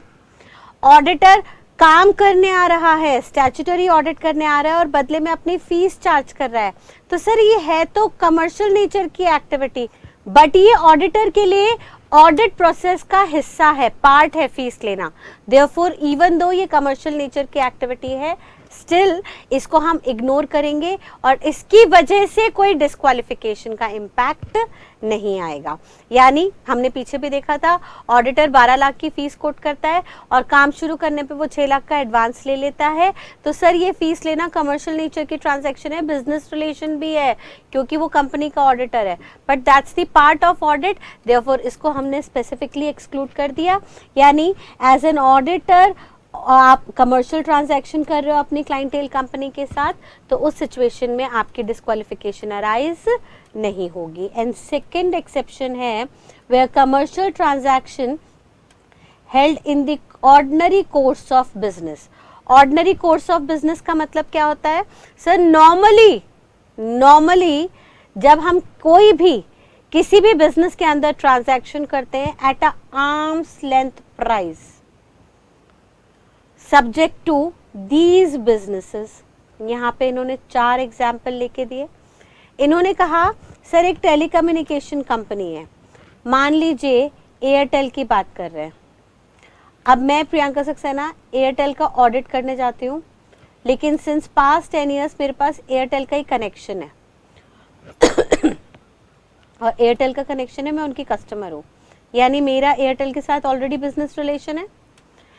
लेकिन बिजनेस रिलेशन तो है बट आर्म्स लेंथ प्राइस पे है। आर्म्स लेंथ प्राइस का मतलब सर मैंने पोस्ट पेड कनेक्शन ले रखा है और जैसे बाकी कस्टमर्स का बिल आता है ऐसे ही मेरा भी बिल आता है रेगुलर बेसिस पे, even though I work as a statutory auditor for Airtel. तो बताइए मेरा हर महीने 3,000, 4,000, 5,000, 12,000 का बिल आता है, क्या इसकी वजह से मेरे डिसीजन पे कोई इन्फ्लुएंस पड़ेगा? ऐसा बिल तो हर एक का आता है और मैं एयरटेल का नहीं लूँ, मैं किसी और कंपनी का लूँ तो भी बिल ऑलमोस्ट एक जैसा सही आएगा। तो सर जहाँ पे ऑर्डिनरी कोर्स ऑफ बिजनेस का नेचर ऐसा है कि आप इस ऑडिटर को भी आर्म्स लेंथ प्राइस पे, आर्म्स लेंथ प्राइस का मतलब होता है वो प्राइस जिसपे आप किसी नॉन रिलेटेड पार्टी को ट्रांजैक्शन कर रहे हो, यानी हर किसी से आपका लेना देना नहीं है, नॉन रिलेटेड है, उस पार्टी के साथ जितने अमाउंट पे ट्रांजैक्शन कर रहे हो उतने ही अमाउंट पे आप ऑडिटर से भी कर रहे हो। आर्म्स लेंथ, एक हाथ की दूरी पर रहकर जैसे हम बाकी सब लोगों को ट्रीट कर रहे हैं वैसे ही हम इनको भी ट्रीट कर रहे हैं। और किन किन सर्विसेज में ट्रीट कर रहे हैं? टेलीकम्युनिकेशन में या एयरलाइंस में। एयरलाइंस में मान लीजिए मैं इंडिगो का ऑडिट करने जा रही हूँ और इंडिगो जैसे बाकी सबको टिकट एयर फेयर देता है, एयर फेयर चार्ज करता है, वैसे वो मुझसे भी एयर फेयर चार्ज कर रहा है। बीइंग एन ऑडिटर वो मुझे कोई स्पेशल कंसेशन नहीं दे रहा, मुझे फ्री में टिकट सप्लाई नहीं कर रहा, औरों की तरह मुझसे भी नॉमिनल सेम वैल्यू के चार्जेस लिए जा रहे हैं आर्म्स लेंथ प्राइस पे जितने पे बाकियों से लिए जाते हैं। या हॉस्पिटल, मैं अपोलो हॉस्पिटल का ऑडिट करने जा रही हूँ, फोर्टिस हॉस्पिटल का ऑडिट करने जा रही हूँ और वहाँ पे मैं अपना ब्लड टेस्ट करा रही हूँ और ब्लड टेस्ट के टाइम पे मेरे से उतनी ही फीस चार्ज की जा रही है जितनी बाकी पेशेंट्स बाकी कस्टमर से होती है। तो अगेन यहाँ पे even though business relation create हो गया, मैं उनकी कस्टमर बन गई, बट इसकी वजह से मेरे ऑडिट के ओपिनियन पे, ऑडिट के डिसीजन पे कोई इन्फ्लुएंस नहीं पड़ने वाला है। देयरफॉर इसकी वजह से कोई डिस्क्वालिफिकेशन अराइज नहीं होगी। एंड नेक्स्टली वो कह रहा है होटल्स। मान लीजिए मैं ट्राइडेंट होटल्स चेन का ऑडिट करने जा रही हूँ और ट्राइडेंट होटल में मैं स्टे करती हूँ ऑडिट के दौरान, और स्टे के दौरान उनका एवरेज रूम 7,000 रुपये का पड़ता है पर डे। मुझसे भी वो 7,000 चार्ज कर रहे हैं जैसे बाकी कस्टमर से चार्ज कर रहे हैं। तो again even though business relation arise but I am not at all disqualified to be their auditor. And then lastly वो कहते हैं सिमिलर बिजनेस, ऐसे ही चारों की तरह कोई और बिजनेस जहाँ पे नॉर्मल नेचर है कि एज एन ऑडिटर वो सर्विसेज लेगा ही लेगा और उसके बदले वो आपको कुछ फीस पे कर रहा है जैसे और लोग आपको फीस पे करते हैं। तो even though business relation create हुआ बट इस पे ऑडिट डिसीजन के ऊपर कोई इन्फ्लुएंस नहीं पड़ने वाला। देयरफॉर इवन दो इन दो केसेस में बिजनेस रिलेशन आ भी जाए तब भी हम ऑडिटर को डिस्क्वालीफाई नहीं करेंगे। ठीक है, चलिए आगे बढ़ते हैं। हमने अभी तक क्या देखा था? एनी पर्सन और फर्म हैविंग डायरेक्ट और indirect business relation shall also be disqualified except, दो एक्सेप्शंस आ गई थी, या तो प्रोफेशनल सर्विसेज कर रहा है ऑडिटर और वो प्रोफेशनल सर्विसेज के दौरान कोई फीस चार्ज कर रहा है, या ऑर्डिनरी कोर्स ऑफ बिजनेस में with the arms length relation उसके साथ कोई ट्रांजैक्शन चल रही है। आगे देखिएगा नेक्स्ट, वो कह रहा है a person whose relative is a director और key management personnel in the employment of the company. जिस कंपनी का आप ऑडिट करने जा रहे हो उस कंपनी में आपका कोई रिलेटिव या तो डायरेक्टर है या कोई की मैनेजमेंट पर्सनल है। की मैनेजमेंट पर्सनल मतलब होता है टॉप मैनेजमेंट, पर्सनल मतलब ऑफिसर, की मतलब बहुत इंपॉर्टेंट मैनेजमेंट का पर्सन, कोई ऐसा पर्सन जिसके बिना मैनेजमेंट काम ही नहीं कर सकती, चाबी है उसके हाथ में, like managing director, chairman and so on. तो उन्होंने कहा सर मान लीजिए मुझे ऑडिट का प्रपोजल आया, मी Priyanka Saxena, I got the proposal from company Y to be appointed as an statutory auditor. लेकिन कंपनी Y में मेरे हस्बैंड जो है वो डायरेक्टर है, MD हैं, मैनेजिंग डायरेक्टर है, की मैनेजमेंट पर्सनल है। तो लॉ मेकर कहता है भाई ये डायरेक्टर्स ही तो हैं जिन्होंने बुक्स ऑफ अकाउंट्स बनाया था, ये टॉप मैनेजमेंट ही तो है, की मैनेजमेंट पर्सनल जिन्होंने बुक्स ऑफ अकाउंट्स क्रिएट की हैं कंपनी वाई की। अगर उन्हीं के रिलेटिव को ऑडिटर बना दिया तो सर काय का थर्ड इंडिपेंडेंट पर्सन, किस बात का थर्ड इंडिपेंडेंट पर्सन? यहाँ पे तो कोई इंडिपेंडेंसी रही ही नहीं, यहाँ पे तो कोई इंडिपेंडेंसी रही ही नहीं। पूरा का पूरा हस्बैंड वाइफ का एक दूसरे का इन्फ्लुएंस होगा डिसीजन मेकिंग में। ये मैं हस्बैंड से पूछ के करूंगी बताओ क्या चीज, क्या घपले बताने, क्या घपले नहीं बताने, तो सर यहाँ पे इंडिपेंडेंट डिसीजन हो ही नहीं सकता। Therefore I shall be disqualified to be appointed as an auditor of this company. क्या मेरे हस्बैंड कंपनी वाई में डिस्क्वालिफाइड है इसलिए मैं कंपनी एक्स में भी डिस्क्वालिफाइड हो जाऊंगी? Is it so? नो। ध्यान रखिएगा बार बार, द कंपनी, जिस कंपनी में मेरे रिलेटिव की मैनेजमेंट पोजीशन पे हैं, सिर्फ उस कंपनी के लिए मैं डिस्क्वालिफाइड हूं। बाकी कंपनीज जहां पे मेरे रिलेटिव्स का कुछ लेना देना नहीं है वहां पे मैं क्वालिफाइड हूं, बिकॉज उस कंपनी के लिए मेरा ओपिनियन, मेरा डिसीजन बिल्कुल इंडिपेंडेंट होगा, वहां पे कोई इन्फ्लुएंस मुझ पे नहीं होगा। ठीक है बेटा, क्लियर है? चलिए आगे देखिएगा, नेक्स्ट वो क्या कह रहा है, any person who is in full time employment elsewhere. Elsewhere का मतलब कहीं पे भी। कोई बंदा फुल टाइम एम्प्लॉयमेंट में है तो वो नहीं कर सकता। सर ये बात तो बस सिर्फ एक्सप्लेनेशन है, हमने देखा तो था क्वालिफिकेशन में, only a CA having certificate of practice shall be eligible to be appointed as the auditor।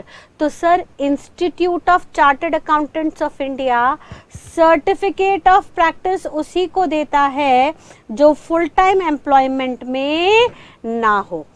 अगर कोई सीए किसी के यहाँ पूरी तरह से 8 से 9 घंटे का जॉब कर रहा है, फुल टाइम एम्प्लॉयमेंट में है, तो सर वो प्रैक्टिस सर्टिफिकेट ले ही नहीं सकता, फुल टाइम प्रैक्टिस में आ ही नहीं सकता। और अगर उसके पास प्रैक्टिसिंग सर्टिफिकेट है ही नहीं तो ऑटोमेटिकली वो क्वालिफाई ही नहीं होगा to be appointed as an auditor, because हमने बिगनिंग से देखा this auditor must be an independent person. Clear है? देन उसके बाद नेक्स्ट क्या कहता है, बहुत सिंपल है, एनी पर्सन और partner of the firm being an auditor for more than 20 companies. इसको हम आगे चल के नेक्स्ट क्लास में देखेंगे। सीलिंग लिमिट होती है बेटा, सीलिंग लिमिट मतलब होता है अपर लिमिट, सीलिंग मतलब छत, तो अपर का मतलब होता है टॉप मोस्ट, जहां तक आप पहुंच सकते हो। तो एज एन ऑडिटर हम सीएस को बोला गया कि एक साल में आप एट अ टाइम, इसका मतलब क्या है हम देखेंगे नेक्स्ट क्लास में, बट ध्यान रखिएगा एक पर्टिकुलर पॉइंट पे आप खुद और फर्म के सारे पार्टनर्स, मान लीजिए एक पार्टनरशिप फर्म है जिसमें 3 पार्टनर्स हैं, तीनों सीए विद सीओपी रखते हैं, तो तीनों पार्टनर्स इंडिविजुअली 20-20 कंपनी का एट अ टाइम ऑडिट कर सकते हैं। यानी कलेक्टिवली फर्म में 3 पार्टनर हैं और हर partner at a time 20 companies के ऑडिट कर सकता है। तो इन टोटल फर्म कितने ऑडिट कर सकती है? 20 company multiply by 3 partner, that is 60 companies के audit at a particular movement ये फर्म ऑडिट कर सकती है। तो उन्होंने कहा अगर किसी भी पर्सन का, किसी भी सीए का 20 का लिमिट पूरा हो चुका है तो भले ही वो सारी कंडीशंस पीछे की सेटिस्फाई कर रहा हो, फिर भी he shall be disqualified to be appointed as an auditor of new assignment. अगली कंपनी 21वीं कंपनी वो एक्सेप्ट नहीं कर सकता, सब्जेक्ट टू सर्टेन एक्सेप्शंस, जिसको हम नेक्स्ट क्लास में देखेंगे। तो अभी ध्यान रखना है इंडिविजुअली या फर्म का एक पार्टनर इंडिविजुअली है तो वो एट अ टाइम 20 से ज़्यादा ऑडिट नहीं ले सकता। 20 से ज़्यादा ऑडिट लेते ही वो डिस्क्वालीफाई हो जाएगा। सिर्फ और सिर्फ एट अ पर्टिकुलर मूवमेंट पे वो अप टू 20 कंपनी के ऑडिट एक्सेप्ट कर सकता है। ठीक है, देन बेटा नेक्स्ट वो कह रहा है a person who has convicted, convicted मतलब होता है इम्प्रिजनमेंट। ठीक है, जेल हो जाना, एक्यूज्ड नहीं बोल रहे, एक होता है बेटा एक्यूज्ड, एक्यूज्ड का मतलब होता है आपके ऊपर केस चल रहा है, आपने कुछ गलती की है, इस पे डाउट है कोर्ट को, लेकिन कुछ शिकायतें आई थी, उसके बेसिस पे कोर्ट में केस फाइल हुआ। तो अभी तक आपकी गलती प्रूफ नहीं हुई है, तब तो आप एक्यूज्ड हो। लेकिन कन्विक्टेड मतलब आपकी गलती प्रूफ हो गई और कोर्ट ने आपको सजा सुना दी, आपको जेल में डाल दिया गया, तो आप कन्विक्टेड बन गए। ठीक है। By a court of any offence, offence का मतलब आपने कोई धोखाधड़ी की, कोई गुनाह किया। गुनाह का मतलब होता है anything which is against law involving fraud and for a period up to 10 years has not elapsed। इसका मतलब क्या है, आपने कोई धोखाधड़ी की थी।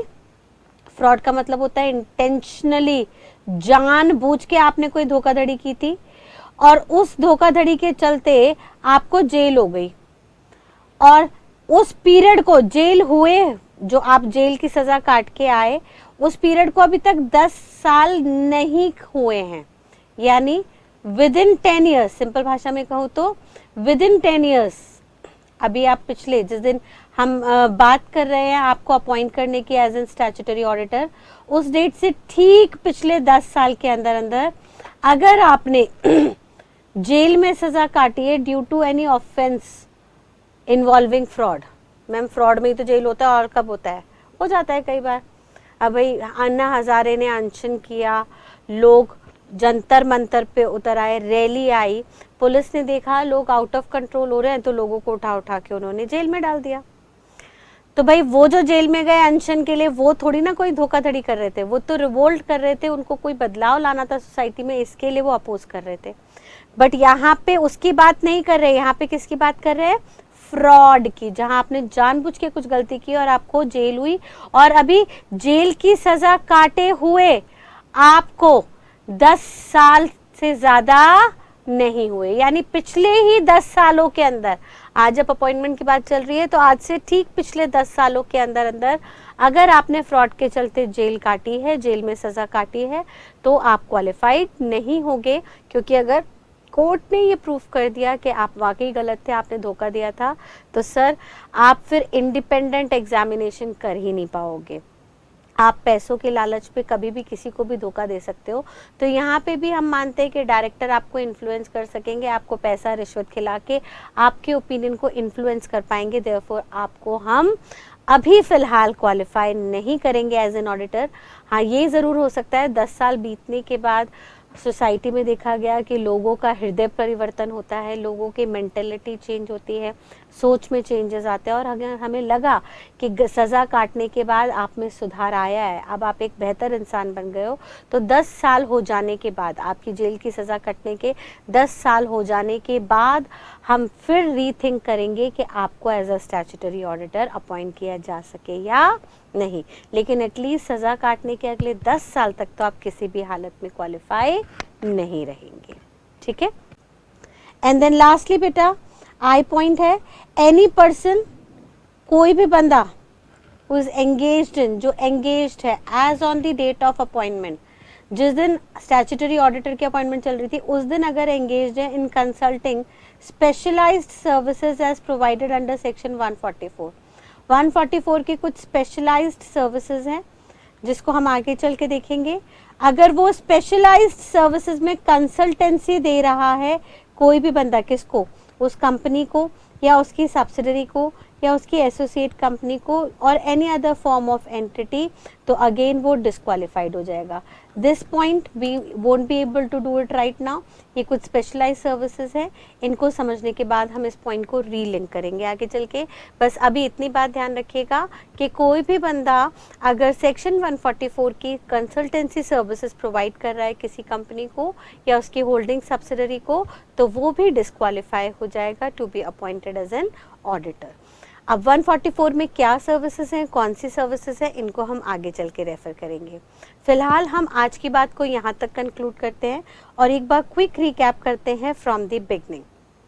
हमने देखा था कंपनी ऑडिट में कंपनीज एक्ट 2013 कहता है कि कौन कौन एलिजिबल होगा सेक्शन 141 के अंदर।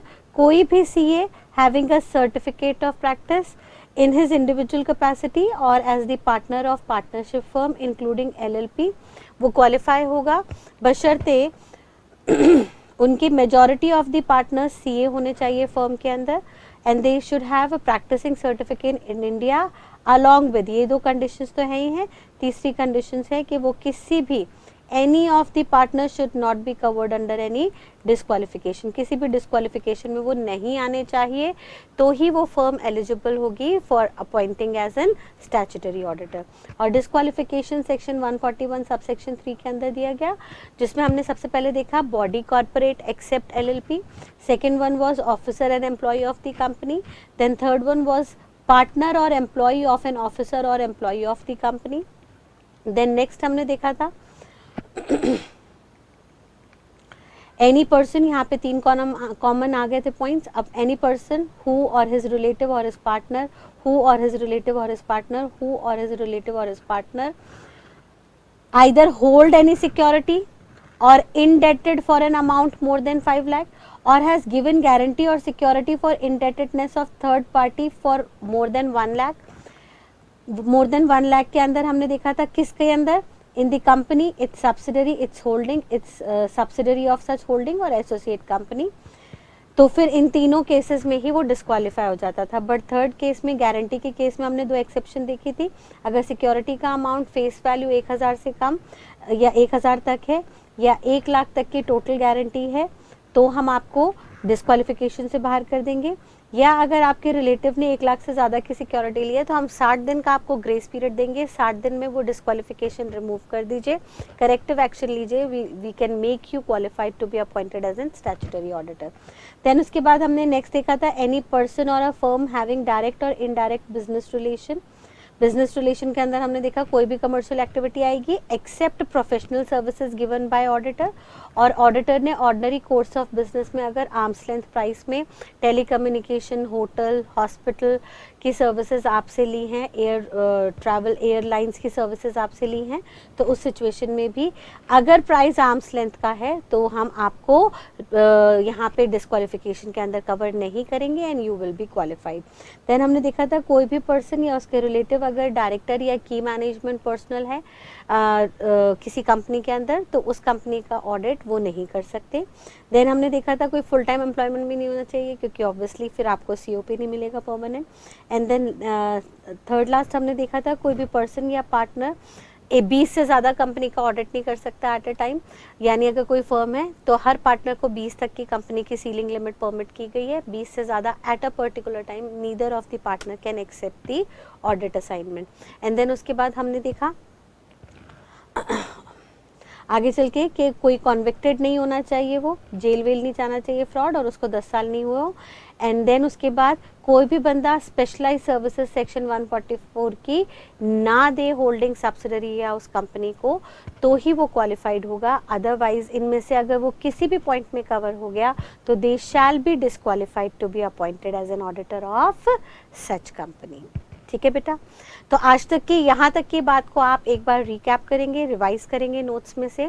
नेक्स्ट क्लास में we'll start up with a new concept, और उससे पहले हम इस कंसेप्ट से रिलेटेड कुछ केस स्टडीज, कुछ क्वेश्चंस करेंगे and then we'll proceed further. So till next session, thank you and God bless you, bye bye.